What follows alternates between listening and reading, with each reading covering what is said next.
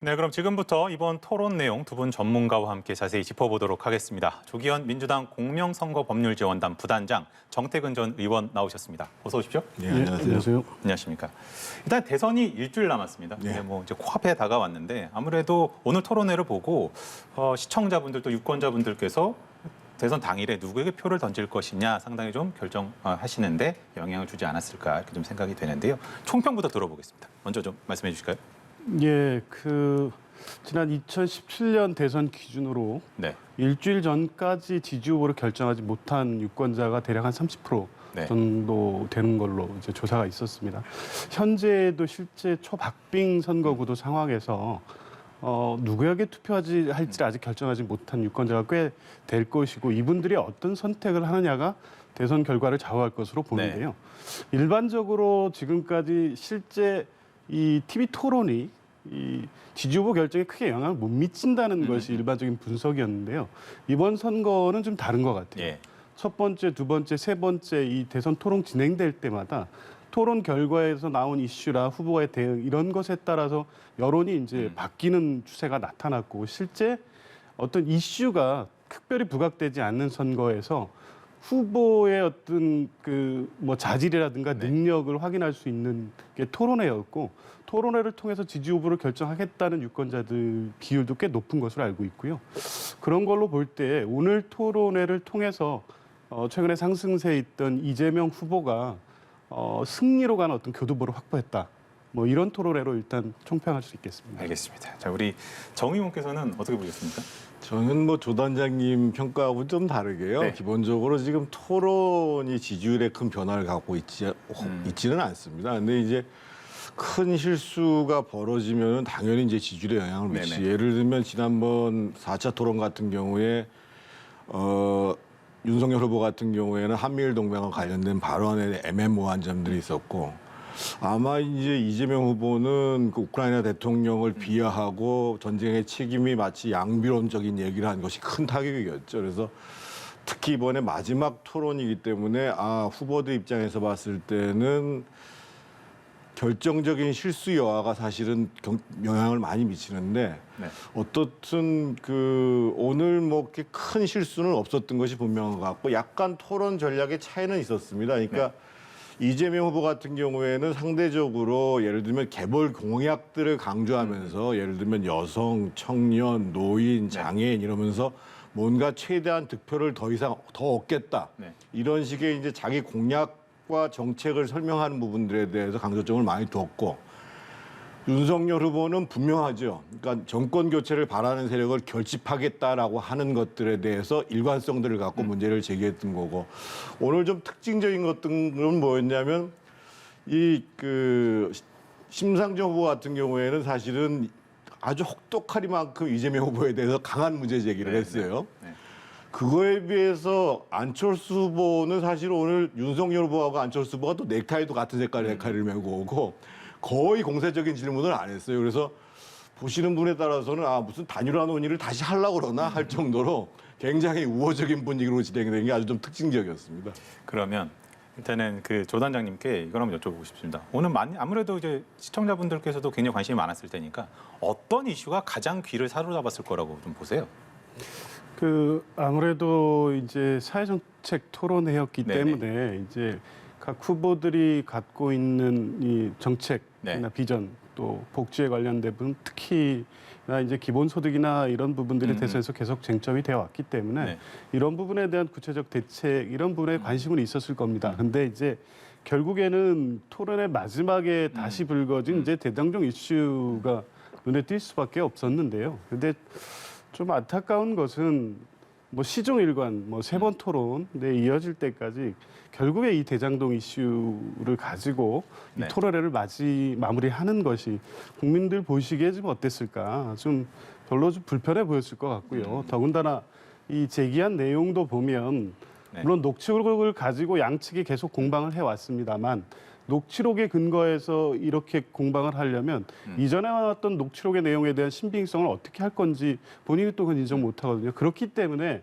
이재명 후보는 어차피 이렇게 제기된 문제니 특검 통해서 확인하고 네. 대통령이 되더라도 문제가 책임지자. 발생하면 책임지다. 이렇게 얘기하는 거 아닙니까? 자, 그러면 이 정도로 얘기로 끝낼 수 있는 얘기인데 마치 여전히 이재명 후보가 범죄자인 것을 전제해 놓고 막 이렇게 공방하는 모습으로 토론회를 마무리했다는 것이 좀 뭐 전체적으로 볼 때 국민들이 보시기에도 이거는 어떤 의혹 해소에 도움이 되는 것이 아니라 끝까지 네거티브 선거로 갔던 거 아니냐라는 부분에서 그런 부분에서 특히 윤석열 후보한테 뭐 좋은 점수를 주기는 어려울 것 같습니다. 그러면은 정 의원께 안 그래도 좀 말씀을 해주셨는데 이재명 후보가 이제 얘기를 한 것이 이제 대장동 그렇게 문제가 되면 결국 특검 합의하고 결국엔 대통령이 누가 당선되더라도 책임을 지자라고 했더니 윤석열 후보는 검찰이 정확하게 수사를 해야 된다라고 얘기를 했거든요. 약간은 결이 다르게 느껴질 수도 있을 것 같은데요. 이제 윤석열 후보가 주장하는 것은 민주당에서 원하는 방식대로 우리 다 하자고 해서 특검 진작 됐어야 되는데 왜 안 됐냐. 사실상 민주당의 의지가 없는 거 아니냐. 뭐 이 문제를 제기했던 것이고요. 그러니까 이제 오늘 크게 보면은 전반전에 보면은 이 기본소득 문제, 네. 두 번째 전 국민 재난지원금의 문제, 그리고 심상정 후보가 주로 문제가 제기됐던 소위 이제 이 복지를 위한 증세의 네네. 문제. 네 번째로 제기됐던 게 소위 대장동 비리와 관련된 후보의 도덕성 문제 이렇게 제기됐는데 당연히 이제 사회 문제와 관련해서 윤석열 후보 입장에서 보면 소위 이재명 후보의 도덕성 문제를 제기를 안 할 수가 없었던 것이죠. 그리고 이제 대장동을 포함해 가지고 예를 들면 이재명 후보가 페미니즘을 얘기하고 있는데 과거의 데이트 폭력을 옹호하는 문제 이런 문제와 관련해서는 뭔가 이율배반적인 것이 아니냐 이런 문제를 제기한 거였는데요. 저는 뭐 오늘 제기했던 아까 제가 말씀드린 네 가지의 문제는 앞으로 이제 어떤 분이 대통령이 되더라도 이 정책적 선택이 필요한 문제입니다. 기본적으로. 그래서 특히 오늘 안철수 후보 같은 경우에는 아주 유명한 그림까지 그리면서 그러니까요. 과연 전 국민 재난지원금이 맞냐 이런 설명을 했는데 오늘 국민들께는 한번 좀 생각해 볼 만한 주제들이 제기됐다 이렇게 좀 평가하고 싶습니다. 아무래도 정부의 재난지원금 또 기본소득과 관련해서 후보들이 주고받은 이야기들 한번 좀 준비를 했거든요. 좀 듣고 오겠습니다. 기본소득과 같은 현금 보편 복지는 엄청난 재원과 세금이 들어가고 성장을 위축시키는 반면에 그 효과가 크지 않습니다. 기본소득과 각종 수당을 통해서 최소한의 소득을 보장하겠습니다. 기본소득 같은 이런 보편적인 현금 복지를 포기한다면 이런 사회 서비스 복지를 얼마든지 늘리고 이거 자체가 바로 일자리 창출이고 성장에 기여하는 거기 때문에 기본소득 비판을 자주 하시는데 혹시 국민의힘 정강정책 1조 1항에 기본소득 한다 이렇게 들어있는 거 아십니까? 그 기본소득은 우리 이 후보님이 말씀하신 그런 기본소득하고는 좀 다릅니다. 사과라고 말하면 사과인 것이지 내가 말하는 사과는 다르다. 그건 좀 이상한 것 같다는 생각이 일단 듭니다. 5차 재난지원금 지급 당시에 정부가 하위 88%까지 이제 지급하기로 네. 했습니다. 그런데 거기에 이제 이재명 후보께서 반발해서 나머지 12%까지 이렇게 채웠습니다. 혹시 후보님께서 평등 그리고 또 형평 그 차이에 대해서 혹시 생각을 하신 점이 있으신지요? 이 재난지원금은 가난한 사람을 돕기 위한 게 아니라 경제를 살리기 위한 것이었기 때문에 세금을 많이 내는 사람을 배제할 이유가 없는 것입니다. 세금을 많이 내는 걸로 이미 차별받았는데 이제 야구장에 키가 다른 사람들이 야구를 보려고 하고 있습니다. 결과적으로는 키가 작은 사람 또는 여러 가지 재정 형편이 어려운 사람은 야구를 못 보게 됩니다. 그런데 반대로 또 이쪽을 보시면 여기에는 그 키 높이에 맞게 이것이 사실은 이 형평이죠. 즉 공평함이죠. 저는 이것을 제가 지적을 하고 싶습니다. 그런데 그 의자를 만드는 돈을 키 큰 사람이 거의 다 냈다. 키 큰 사람한테 불리하게 할 필요는 없는 거죠. 담장 자체를 낮추는 노력도 동시에 같이 할 필요가 있다. 자, 이제 뭐 발언들 좀 듣고 오셨는데 보면은 이 부분에 있어서는 윤석열 후보랑 안철수 후보가 약간은 좀 같은 전선에 섰다라는 느낌이 들 정도로 뭐 좀 형평과 공평이라는 게 같은 거냐 또는 좀 비효율적이다. 이게 지속 가능한 재원 마련이 가능하겠느냐 이런 식의 지적들이 있었거든요. 네, 뭐 사실 이재명 후보의 트레이드 마크죠. 네. 기본소득 계속 원칙적으로 본인의 가장 핵심 공약으로 갖고 있었고 네. 다만 이제 대선 시기에 들어오면서 그 대상과 시기를 조정하는 입장을 예, 예, 갖고 예. 계시고요. 근데 가장 중요한 원칙은 최근의 어떤 소득 불평등이라든가 청년들의 기회 상실 이런 부분을 보완하고 전체적으로 성장 잠재력을 키우기 위해서는 국민에게 각 대상별로 기본소득 지급이 필요하다는 입장은 구체적으로 공약화한 것이고요. 이 부분에 대해서 뭐 이견이 있을 수 있습니다. 물론 뭐 당내에서도 이견이 있었고요. 다른 후보 윤석열 후보나 뭐 안철수 후보도 기본적으로 반대하는 입장으로 보이는데, 근데 이 부분은 이제 사회적으로 같이 협의하고 논의할 필요가 있고.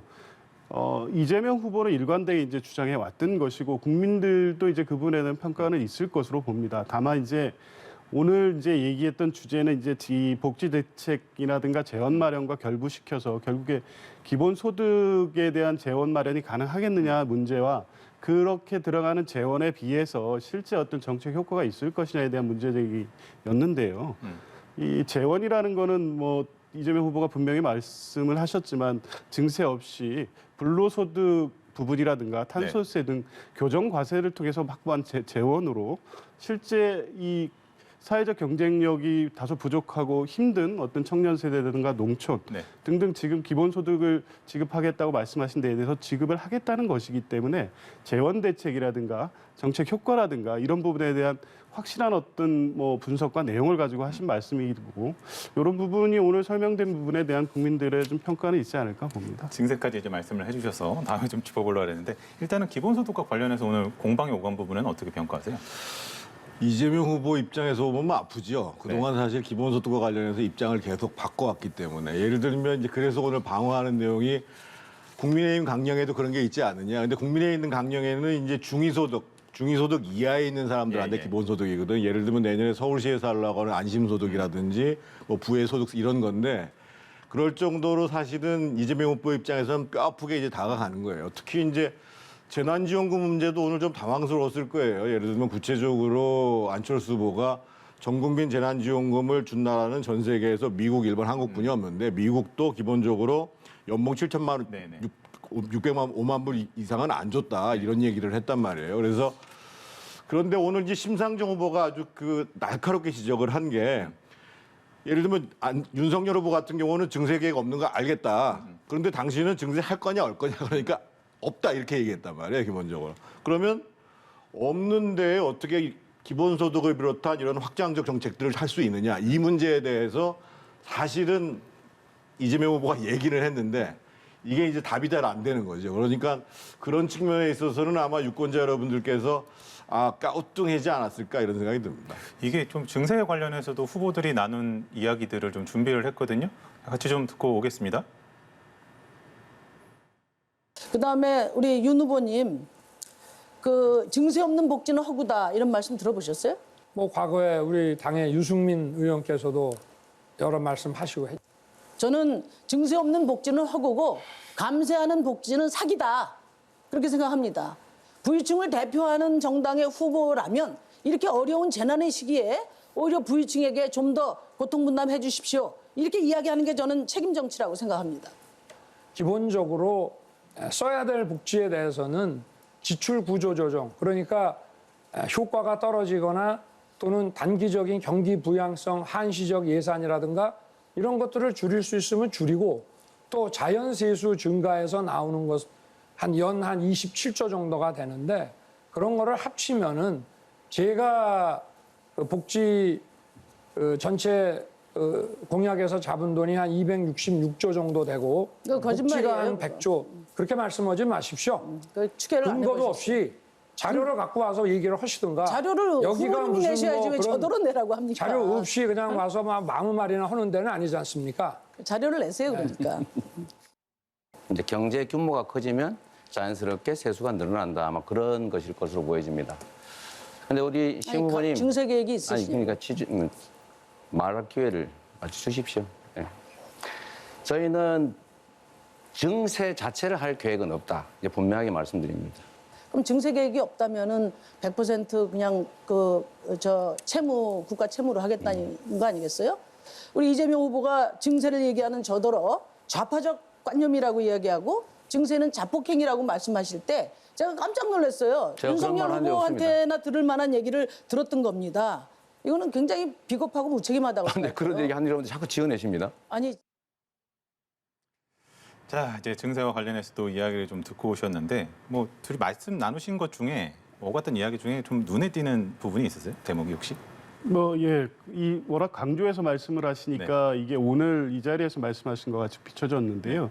증세 계획이 없다는 것은 이재명 후보가 일관되게 밝혀온 입장이었죠. 그러니까 계속 이제 증세 논쟁 결국에 이 뭐 복지대책 재원이든 재난 뭐 손실보상금 네. 재원이든 결국에 재원 확보 대책이 필요하기 때문에 최근에 뭐 추경도 마찬가지 아니었습니까? 결국에 국채 발행 통해서 네. 메꾸고 작년 이제 초과 세수분이 결산이 완료된 이후에 예. 그 부분을 이제 집행하는 방식으로 이제 네. 조정을 했는데 이제 결국에 이 그 재원 마련을 어떻게 할 것이냐를 놓다 보면 네. 증세 문제가 나올 수밖에 없는 거죠. 심상정 후보는 뭐 일관되게 증세 입장을 갖고 계신 분이고 정의당의 정강 정책도 마찬가지고요.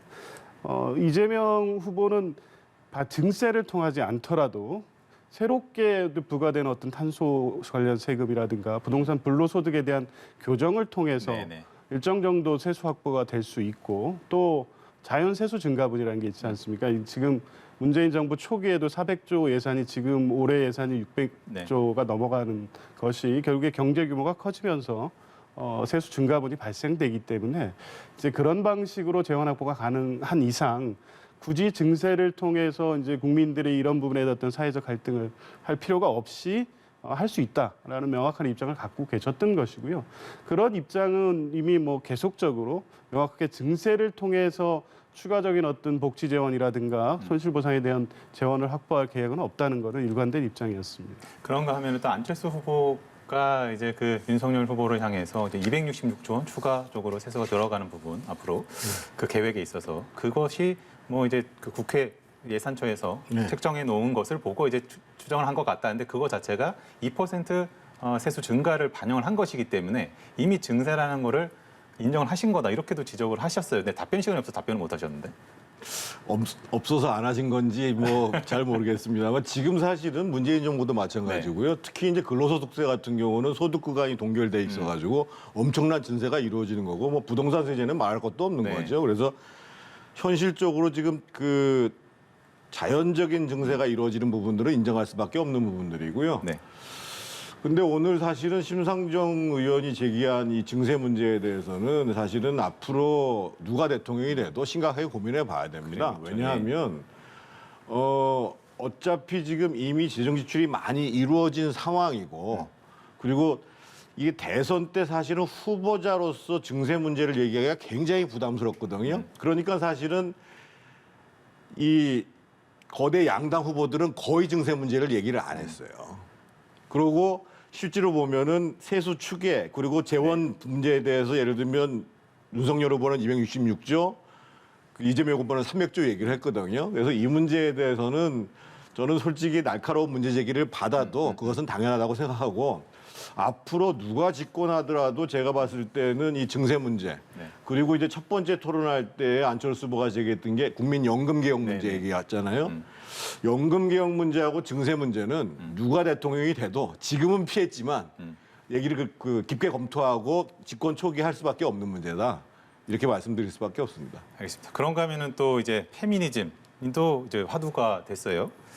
이제 윤석열 후보가 이제 그 저출생 원인을 이야기를 하다가 페미니즘 때문에 남녀 교제가 안 되고 저출생에 좀 영향을 준다 이런 취지로 얘기를 했더니 페미니즘이 뭐냐 윤 후보에게 물어봤더니 휴머니즘이다 이렇게 얘기를 하시면서 이제 그 또 심상정 후보는 아주 놀라운 말이다 이렇게까지 얘기를 했는데 이 부분은 좀 어떻게 들으셨는지 궁금해요. 여가부 폐지도 여러 얘기가 나왔거든요. 먼저 좀 들어볼까요?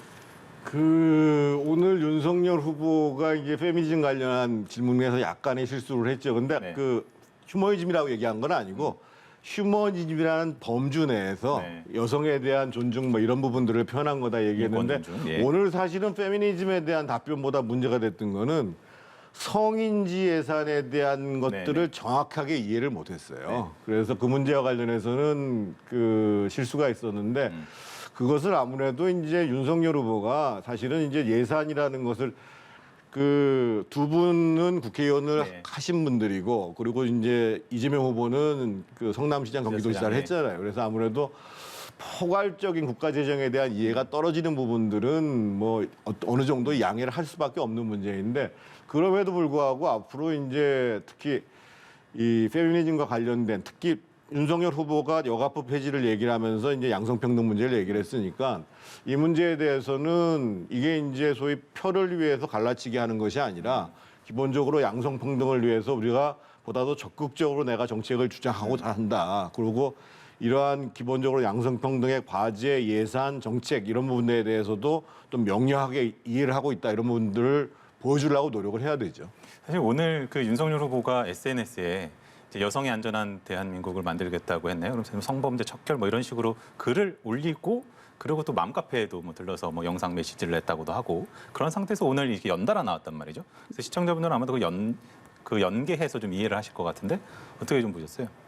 그러니까 이 발언을 들으면서 좀 놀랍기도 하고 당연한 것 같아요. 윤석열 후보가 생각하는 어떤 페미니즘이라든가 여성 정책, 이 성평등 정책에 대한 인식이 좀 다소 부족한 정도를 넘어서서 아예 좀 이게 많이 거의 없으신 것 같아요. 왜냐하면 이미 이 문제는 여가부 폐지를 핵심적 그 6자 이 공약으로 이 페이스북인가요? 메시지 던지면서 이때 국면 전환을 이끌었고 이게 20대 어떤 뭐 성별로 막 갈라치기 아니냐는 비판을 받을 때만 해도 나름 어떤 이 그 양성평등 정책에 대한 어떤 문제의식에서 출발했을 거라는 기대가 있었겠죠. 이제 우호적으로 보는 입장에도. 물론 비판하는 입장에서 보면 전 전형적인 어떤 선거 전략용 갈라치기 전술이다라고 봤었는데 오늘 이분에 대한 이 말씀을 들으면서 이 여성 정책에 대해서는 사실 준비되거나 한 것 없이 지극히 선거 전략적으로만 보고 있었기 때문에 공개적인 공식적으로 준비된 어떤 정책 방향을 올릴 때는 실제 어떤 바람직한 내용, 사람들이 봤을 때 뭐 고개가 끄덕여질 만한 내용의 어떤 정책들을 올리고 있지만 실제 민감한 이슈에 있어서는 이 페미니즘이라든가 성평등이라든가 뭐 이런 부분에 대한 성차별에 대한 어떤 해소 방안에 대한 어떤 근본적인 어떤 문제의식과 어떤 대안을 갖고 있지 않은 상태에서 양성평등의 문제를 선거 전략적으로 활용하고 있었다는 것이 오늘 토론에서 드러나지 않았나 이렇게 보여집니다. 그런가 연이어서 이걸 한번 좀 여쭤보고 싶은데 심상정 후보가 윤석열 후보에게 그 공약집을 보니까 여가부 폐지가 왜 청년 공약에 들어있느냐 이걸 좀 물어봤어요. 그 굉장히 난처한 질문이었죠. 네, 그러니까요. 솔직히 말씀드리면 어떻든 그 문제를 본격적으로 제기하는 과정 속에서는 실제로 이제 20, 30대 청년들이 뭔가 지금 오히려 그 역차별을 받고 있는 것이 아니냐라는 부분에 대한 호응 측면이 있었던 건 사실이거든요. 네네. 그런데 처음에 사실은 작년 10월 달에 경선을 할 때에는 이미 그때 이제 여가부를 폐지하고 그 양성평등 가족부를 개편한다 이런 얘기를 했었죠. 그래서 저는 이제 그런 그 심상정 후보의 문제 제기에 대해서는 뭐 일견 받아들일 부분들 우리가 솔직히 이제 20, 30대 남성층의 여러 가지 정치적 또는 지금 사회적 요구를 적극적으로 수용하는 과정이었다. 이런 부분으로 좀 어느 정도 인정할 수밖에 없는 이런 상황이라고 봐요. 그런가 하면은 사실은 이제 안철수 후보가 뭐 윤석열 후보와의 단일화가 좌초 분위기다라는 평가가 사실은 언론에서 많이 내리고 있는 상황이었기 때문에 그 이후에 오늘 첫 그 윤석열 후보와의 대변이었고 그렇다면 언론이 관심이 많았는데 저는 이제 좀 약간 주목됐던 게 이재명 후보 같은 경우는 문재인 대통령한테 받은 것 같아요. 그 협치 넥타이를 메고 참석을 했던 게 토론에 임했던 게 좀 인상적이었고 그리고 윤석열 후보랑 안철수 후보 같은 경우는 말씀하신 대로 넥타이가 붉은 계열로 같았단 말이에요. 이게 상징하는 바가 있다. 그리고 사실 뭐 대선 후보가 토론에 임하면서 뭐 이미지 메이킹 생각 안 하고 가지는 않았을 거고 의미하는 바가 있을 것 같은데 그런 면에서 봤을 때 오늘 안철수 후보가 이렇다고 윤석열 후보와 전선을 잃었다고 보기도 힘들고 이재명 후보와 전선을 잃었다고 보기도 힘들고 어떤 식으로 좀 오늘 전략을 폈다라고 보시는지 좀만 여쭤보고 싶습니다. 먼저 좀 여쭤볼까요? 조 단장님께. 네, 의원님께서는 뭐 이제 넥타이 상이라든가 뭐 전체적인 어떤 토론 분위기에서 보면 다소 우호적인 입장에서 한 것이 아니냐 이렇게 네. 이제 보셨다고 말씀을 하셨는데요. 제가 보기에는 지난 토론과 크게 다르지 않았습니다. 질문의 내용이 날카롭게 반박을 하면서 계속적인 어떤 공세를 취하지는 않았지만 윤석열 후보가 갖고 있는 어떤 생각과 어떤 정책에 대한 내용에 대해서 집요하게 계속 질문을 하고 있어서 윤석열 후보가 그 부분에 대해서 준비 안 됐다는 게 결국 드러나게 만들었다는 점에서는 지난 토론과 크게 다르지 않았습니다. 다만 이게 날선 공방까지 이어지지 않다 보니 상호 간의 어떤 이 대립이 이렇게 부각되지는 않았지만 오늘 토론에서 남은 일정상의 어떤 단일화와 관련된 어떤 특별한 어떤 뭐 이벤트가 있거나 어떤 상황 변화가 있을 것이라는 것을 암시하는 어떤 정황이 있었다고 보여지기는 곡선은 없었다고 보고요. 그게 지금 이제 일주일 남지 않았습니까? 이 시점에서 안철수 후보도 단일화 어떤 방식으로는 단일화 한다는 방법 시간적으로도 어렵고요. 효과도 기대하기 어렵고요. 명분도 없기 때문에 이후에 이제 그런 상황이 전개되지는 않을 거로 봅니다. 알겠습니다. 민주당에서는 계속해서 단일화에 대해서 부정적으로 말씀을 하고 오고 계신데 사실은 뭐 또 아무래도 지난번 토론 때였죠. 이제 그 안철수 후보의 전례 그 이후에 오늘 같은 경우는 이제 그 탄소 중립 주제에 대해서 윤 후보에게 물어보고 나서 약간 헛웃음을 지은 다음에 정치인들한테 이런 걸 물어보면 답답하다. 사실은 5가지인데 이게 뭐 전기 생산만 하면 되는 건 줄 안다. 이러면서 꼭 윤석열 후보를 통해서 했던 부분이란 말이죠. 전례나 조금 좀 연관이 되던 부분이었던 것 같은데 이 부분에서는 조금 아까 의원님 말씀하신 긍정적인 신호 기대는 조금 어렵지 않을까요? 아닙니다. 저는 네. 사실은 그러니까 전반적으로 보면 그게 이제 안 후보의 주도권 토론 때 이제 탄소 중립 문제를 가지고 장시간을 네네. 얘기를 하고 이제 본인이 설명을 하고 하려고 했죠. 네.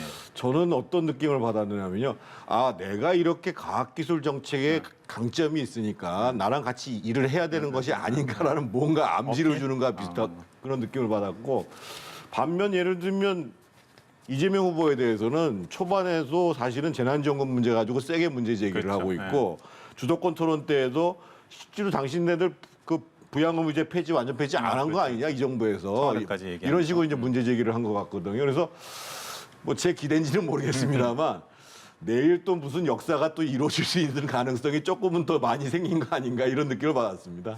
이게 좀 물어보니 적절한지 모르겠습니다만 사실 사전 투표가 3월 그러니까 내일 모레부터 시작이 되고 이제 본투표 전까지도 뭐 가능하다라는 연련이 있다라는 게 사실 국민의힘 설명인 것 같은데 이게 사전 투표 지나가면 어렵지 않습니까?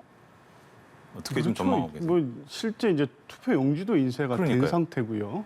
당장 내일 모레 사전 투표 네. 아닙니까? 이게 지금 와서 단일화를 한다는 것 자체가 이건 뭐 단일화가 가능하냐 또 단일화를 통해서 뭐 단일화 효과가 발생하겠느냐 이런 문제를 떠나서 안철수 후보로서는 사실은 거의 정치 생명을 거는 거나 마찬가지인데 지금 와서 이제 그런 선택을 할 수 있겠느냐 이런 게 좀 회의적으로 역시나 보여지고요. 또 회의적으로 말씀. 그리고 뭐 예, 여기까지 하겠습니다. 회의적으로 말씀해 주셨고 네. 저는 늦은 단일화는 없다고 봅니다. 3월 8일 날 단일화돼도 그 단일화의 효과는 굉장히 클 것이라고 보여지고 왜냐하면 단일화라는 것은 산술적으로 몇 프로의 표가 올라간다는 네. 것보다도 정권 교체를 열망하는 사람들을 그 기운을 결집시키는 거거든요. 그러니까 이제 실제로 여론조사를 보면은 어떻든 정권 교체를 바라는 부분들이 한 50% 중반대를 계속 유지하고 있는데 그분들이 다 흔쾌하게 투표장에 나올 수 있도록 만드느냐라는 의미로 보면 3월 8일까지도 단일화만 된다면 그것은 충분히 효과를 볼 거라고 생각하는 거고 안철수 후보 입장에서 봤을 때는 어제 오늘 벌어진 일이 네. 기본적으로 그동안 국민의힘에 많이 섭섭하지만 또 야권에 서서 정권 교체를 하라고 지지했다라고 하는 많은 분들이 있었는데 그분들이 지지를 철회해버리는 이런 일이 벌어졌거든요. 예. 그런 측면들이 오늘도 제가 봤을 때 뭔가 안철수 후보하고 윤석열 후보 간의 우호적인 분위기를 연출하도록 만든 게 아닌가 이렇게 보여집니다. 알겠습니다. 이제 뭐 마지막 질문 하나씩 드릴 텐데 내일부터는 이제 여론조사 공표가 안 돼서 이제 깜깜이 선거다라고 이제 얘기를 하게 되고 모레부터는 말씀드린 대로 이제 사전 투표가 시작이 되는데 남은 일주일 동안 변수는 어떤 게 될지 또 뭐 각 후보들에게 혹시 조언을 해주신다면 어떤 걸 해주실지 먼저 정 의원님 먼저 좀 여쭤볼까요? 말씀드렸듯이 가장 큰 변수는 지금 단일화입니다. 단일화가 저는 뭐 사전투표 전이든 그 이후든 된다고 한다면 그게 이제 지금 그 실제로 선거 판세라는 게 뭐 4%에서 2% 내외 뭐 이렇게 지금 보고 있는 상황이기 때문에 그거는 엄청 큰 요인인 거고요. 저는 제가 일관되게 제가 뭐 이재명 후보께 드릴 말씀은 사실 없고 윤석열 후보한테 말씀을 드린다고 한다면 지금은 철저하게 정권 교체를 바람에도 불구하고 아직도 마음을 결정하지 못하는 중도 진영에 있는 분들, 수도권에 있는 분들, 이분들의 마음들을 움직일 수 있는 방법이 뭔가. 그러니까 정권 교체를 바라는 사람들의 표를 결집시킨다는 것이 강한 메시지를 내는 게 중요한 것이 아니고 정권 교체를 바라면서도 아직까지 마음을 결정하지 못한 사람들한테 신뢰감을 줄 수 있는 메시지. 예를 들면 뭐 국민 통합의 메시지도 마찬가지일 거고요. 정말 지역에 얽매이지 않고 인재를 등용하겠다라는 메시지도 마찬가지일 거고 보다도 합리적으로 국정을 운영하겠다. 알겠습니다. 이런 메시지가 더 중요할 것 같습니다. 조 단장님 말씀 마지막으로 듣겠습니다. 단일화는 변수가 안 될 거로 보고요. 단일화가 되든 안 되든 큰 변수가 아니라고 봅니다. 이미 지금 여론조사상에도 단일 후보로 윤석열 후보가 선출된다고 해도 이제 초박빙 결과가 나오고 있거든요. 지금 와서 단일화가 된다고 한들 이게 지금 상황을 변화시키는 큰 변수로 작동하기는 어려울 거로 보고요. 이후에는 결국에 이제 지지층 결집도죠. 지금 추세상은 이재명 후보가 박빙 열세에서 따라붙고 있고 실제 호남이라든가 수도권에서 지지층 결집이 일어나고 있기 때문에 초박빙 열세 국면이 극복되면서 좀 바뀌지 않을까 이런 기대를 하고 있습니다. 알겠습니다. 지금까지 20대 대통령 선거 마지막 법정 TV 토론 함께 하셨습니다. 두 분 수고하셨습니다.